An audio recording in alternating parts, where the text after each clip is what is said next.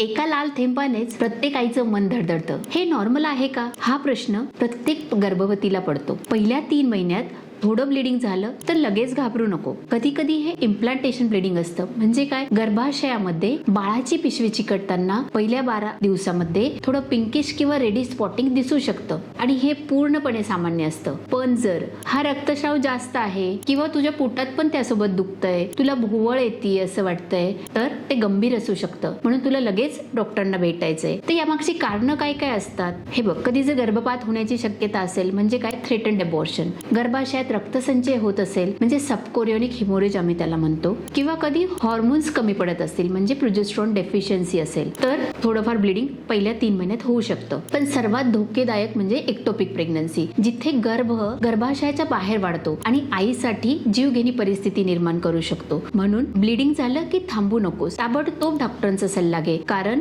एक वेळेवर केलेलं अल्ट्रासाऊंड बाळाचं आयुष्य वाचवू शकतं. हे बघ, आई बनणं ही प्रवासाची सुरुवात आहे. काळजी म्हणजे भीती नाही, काळजी म्हणजे प्रेम. थँक्यू.